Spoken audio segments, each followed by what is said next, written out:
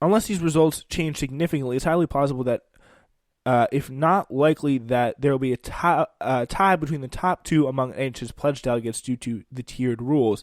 It's almost certain that the top two will split the 8 statewide delegates. By split, I mean tie here.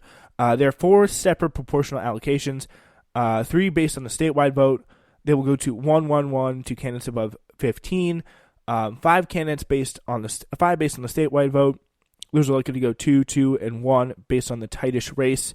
8 are based on the 1st congressional district vote, and 8 are based on the 2nd congressional district vote. Because again, it's never as simple, folks, as one candidate, one vote. Awesome stuff. Let's see. Yeah, it is interesting to see what we have going on here. It's some really very funny stuff as we watch. See if there's any. Let's get you a good clip from.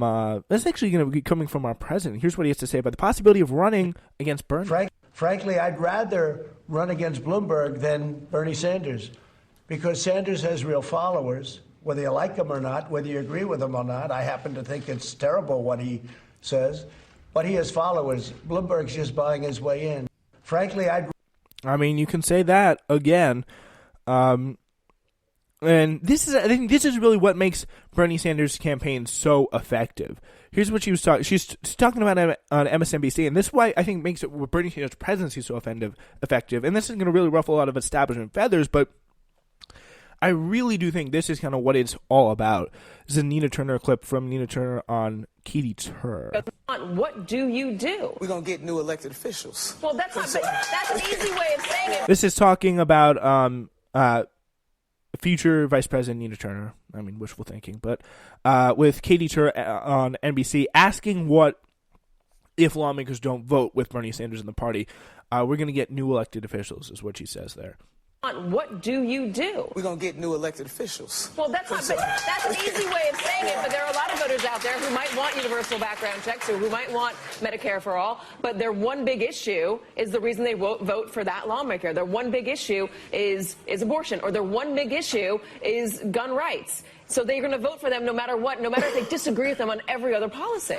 And that in lies the conundrum, but we got to leaders build that consensus. They help people to see a vision. And I'm glad you brought that up, because if what happened to Sandy Hook doesn't move elected officials, it hasn't. Something is wrong in this country, and that is why we need a real shift. And that shift is going to happen in the White House with Senator Bernie Sanders, but it's also going to happen with the people on the streets. You need to have an extremely decisive win in November. Does it have to be a landslide win for Bernie Sanders in order to get Republicans on the same page as Democrats, or not at the same page, to get them to work with Democrats, to see that standing against the Democrats' policies or Bernie Sanders' policies is not going to get them elected or not going to change over the House in the next election?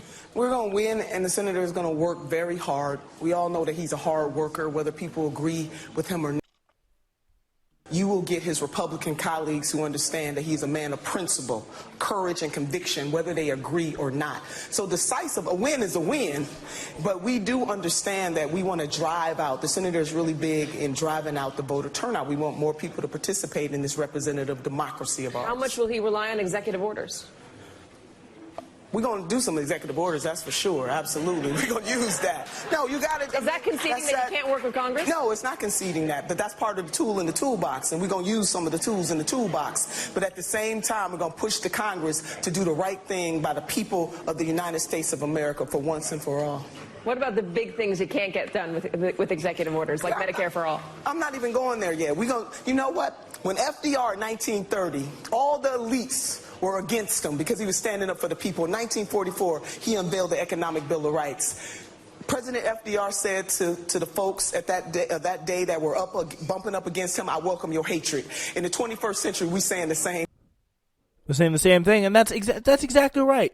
Because Bernie, but like that's the whole thing about Bernie Sanders. Like he, more than I think any other president, has, if he does come into office, he'll be coming into office on real ideas that he has very, very much believes in, has fought for his entire life. It is now up with 46% in, 27.7, 23.4. Not much has changed in the broader thing. Bernie Sanders just expanded his lead, I think, by 0.2%, 0.2%. But it is going to be very, very interesting to see how he does that. Because if the big thing that makes his campaign work and why his brand of politics is going to be so different from any other person's brand of politics is because, or any other candidate's brand of politics is because they have these policies, or he has these policies that he's been fighting for so long. He's been pushing for so long. And whenever that happens, you really have to, he's going to push for these, he's going to fight for these, and do whatever it takes. And that includes doing things that many people, most presidents never do. Presidents haven't done since, the days of LBJ and FDR, is really going after the people in both parties who don't stand by it and making the case to them through whatever means necessary. Hopefully that most of the time just ends up on persuasion, but whatever means necessary to get them on their side. And that's what I think his dedication to the issues, Bernie Sanders' dedication to the issues, is going to be really, really, I think for me, is what really, really sets him apart. Just that simple. Tonight really, it's for Joe Biden, the supposed leading man in this race. Looks like he's going to end up in around 4th or 5th place. It's a worse finish for a former or current vice president who actively campaigned in the New Hampshire primary. What makes it worse for Biden is he was competitive in the Grand State just recently. He led at least a few polls in January, but just like in Iowa, Biden's support collapsed late. This type of poor showing relative to expectations can be deadly for a campaign, especially a campaign that thrives off of pushing the whole idea of, I'm electable. You can trust me to come in there and beat Donald Trump. This type of if you really want to model out how performance such as Biden's would impact the national picture, we can expect him to lose even more support than he did after his poor Iowa result. The question now is whether Biden can maintain a strong standing among black voters as the contest shifts to more favorable terrain. That's about the only good news for Biden. The next few contests will be in states where at least 40% of the electorate will be non-white. And the key thing is there is non-white, not necessarily African-American, because guess who has a big, big, big amount of support in Nevada with Hispanic voters? Bernie Sanders. So there is that very, very interesting element, important element to the contest that we are about to see in the future. So, we do. Andrew Yang has, of course, dropped out. We do want to get Brendan Slater coming on the show soon to talk about this. But first, I do want to get this from. We'll talk about Elizabeth Warren here first before we get this clip from John King. This is a audio clip of her speech, which I think is very interesting, and it tells you a lot about how she's going to try and play this primary, and the people who are supporting her, and attacking kind of really Bernie and Pete, I think, based on from what I've heard. And she's trying to align herself for some reason with Amy Klobuchar. I don't know about how that's going to work, but anyway, it seems like it's very, very interesting. I don't know exactly what game she's trying to play here, but what I do know is it is not very good. As soon as we can get that clip from,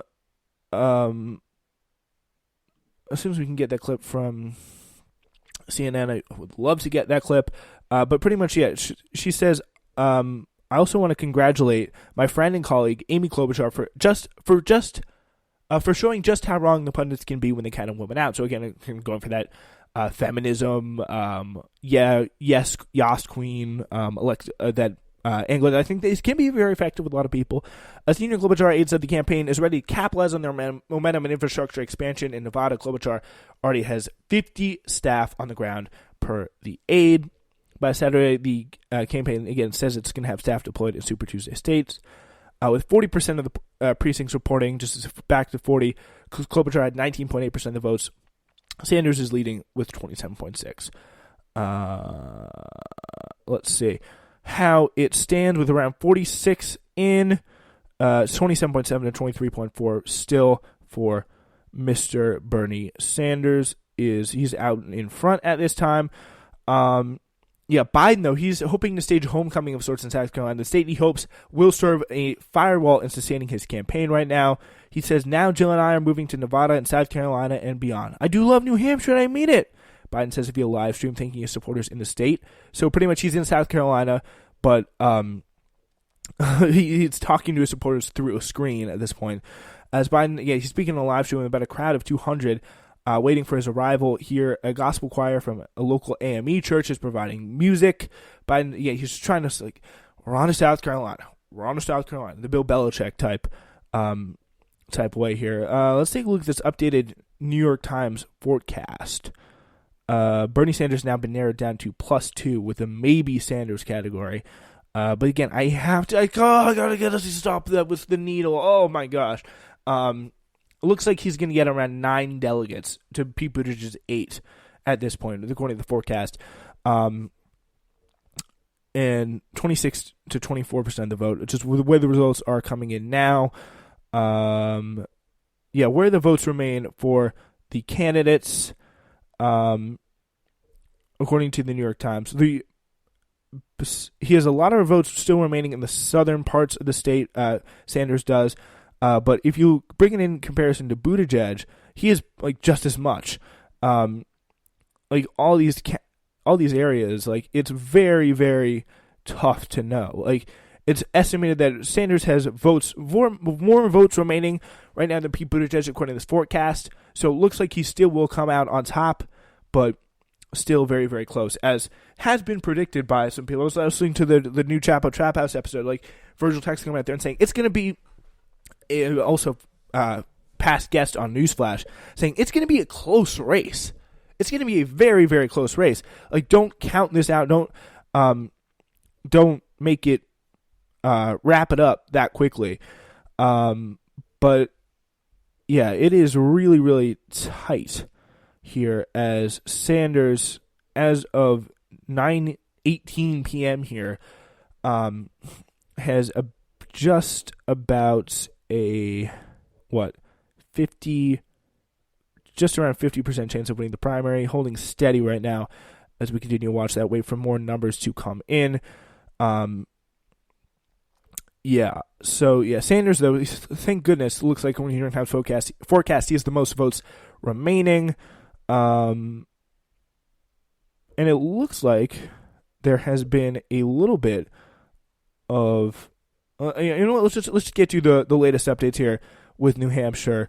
On at least 34% reporting. This is again for the New York Times. They're a little bit slow here, a little bit behind the ball game.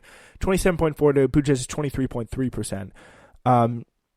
He literally apparently Biden. He's already wrapped up his speech now in New Hampshire. It's a live stream that lasted for less than 3 minutes. He says, he did say, though, we are going on to win Nevada and South Carolina, so pretty big. We'll see how correct he is in that, but 4.1% according to the New York Times for Buttigieg, and they just updated 26.9 now. Sanders leads Buttigieg by 3.3%. With 35% of the precincts reporting. 4 precincts have just reported 6,044 additional votes. Right now, the most results are from Londonderry and Lyme and 2 other places. Sanders now leads the field in 41 townships, where Buttigieg leads in 22. If you look at, I wonder what's going on in Dover right now. Not really entirely clear, but it looks like, Bernie Sanders just rallied last night at UNH, so hopefully he was able to pull that one down. It's interesting to see as we continue to follow around. Let's do a clip check, see if there's any MSNBC talking heads have been getting in on this, but we're going to be following that for you. really, and I do want to get into this. What I want to get in before, I'm going to get into